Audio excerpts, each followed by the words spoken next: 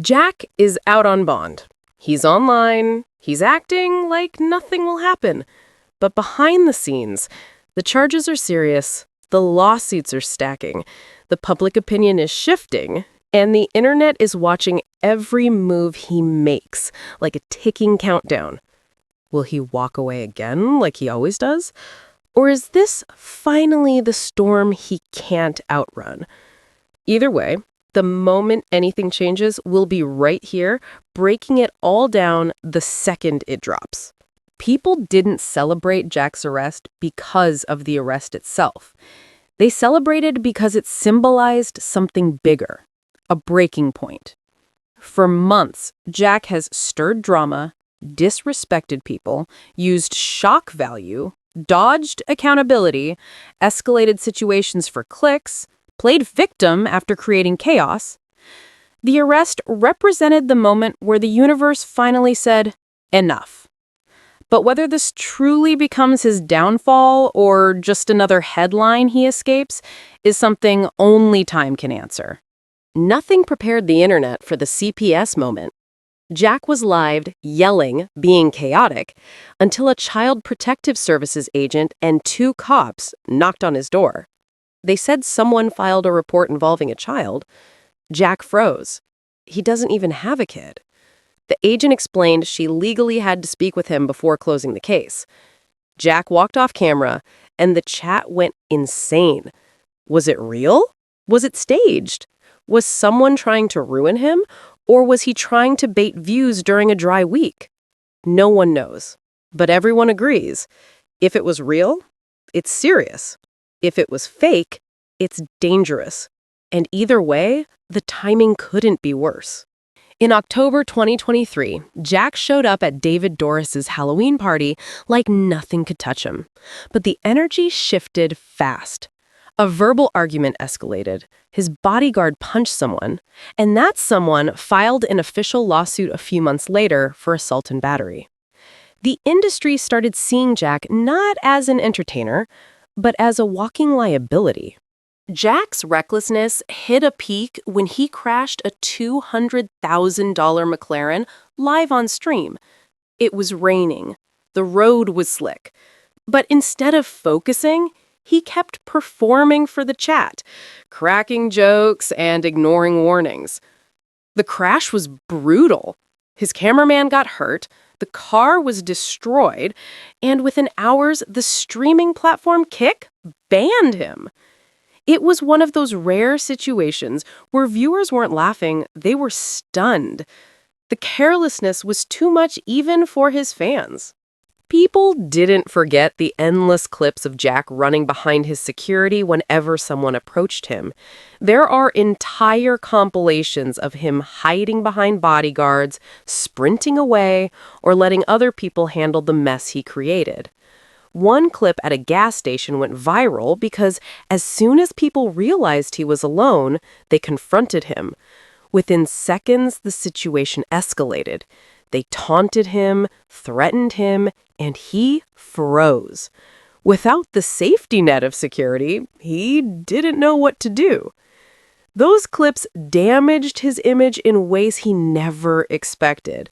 They made people see him as someone who talks loudly on camera, but falls completely silent when things get real.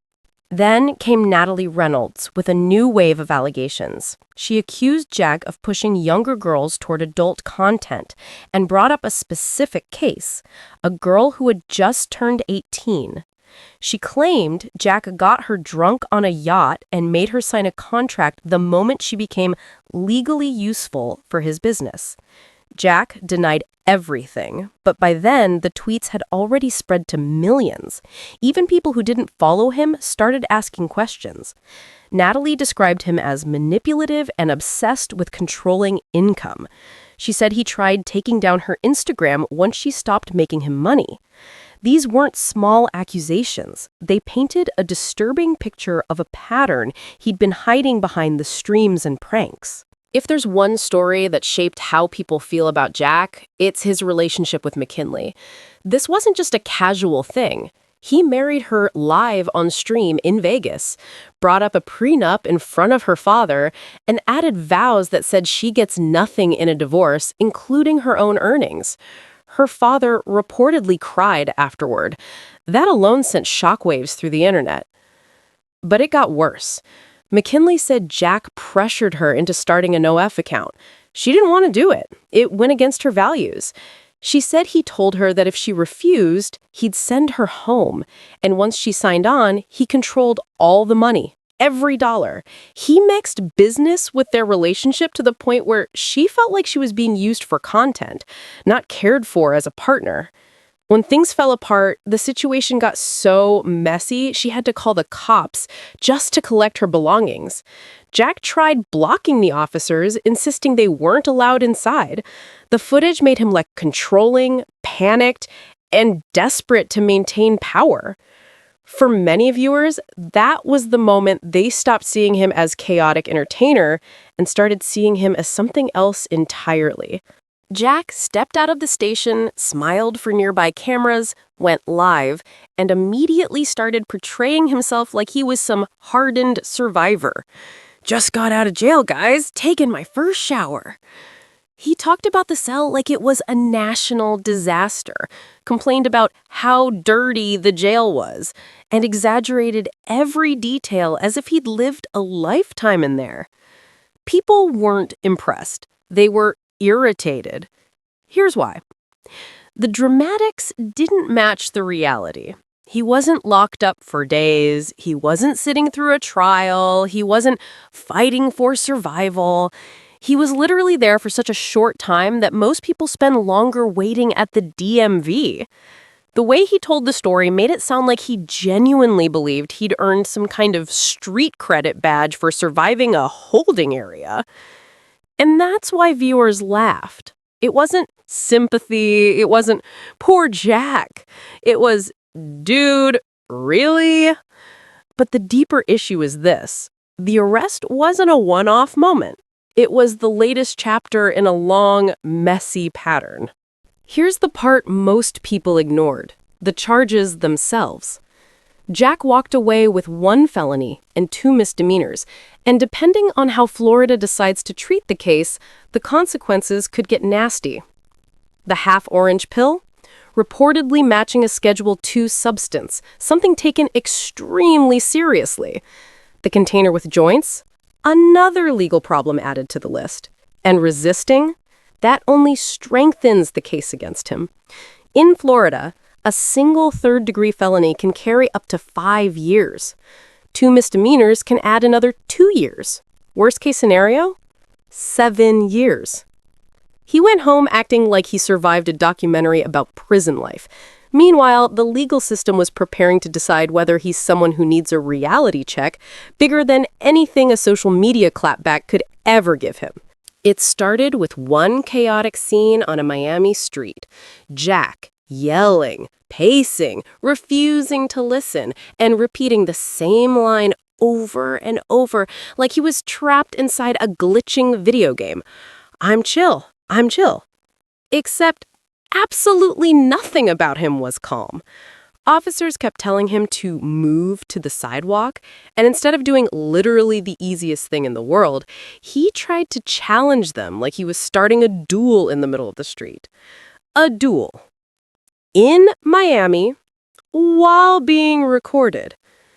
Even the officers looked confused, like they couldn't believe a grown man was seriously trying to escalate something this dumb. And while Jack was busy arguing, detectives were quietly discovering the reason behind his out-of-control behavior. Half an orange pill in his pocket, a black container with 3 hand-rolled joints, evidence adding up while he kept making things worse for himself with every word that came out of his mouth. By the time the handcuffs clicked shut, the internet had already grabbed popcorn. Clips spread so fast that people who had never even heard of Jack suddenly knew everything about his meltdown.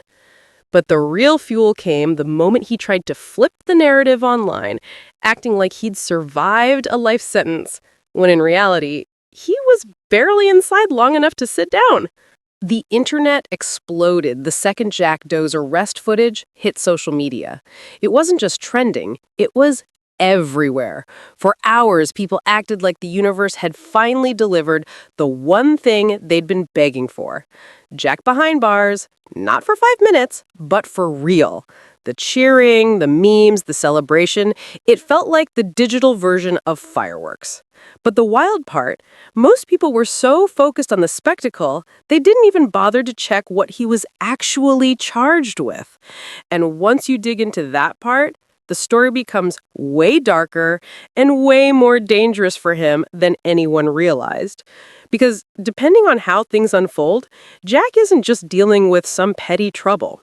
If everything sticks the way it could, we're talking about the possibility of 7 years of his life disappearing behind a locked door. That number alone sent shockwaves across the platform. But to understand why the internet reacted the way it did, you have to look at the bigger picture. The months of chaos, the scandals, the accusations, and the nonstop drama that built up to this exact moment.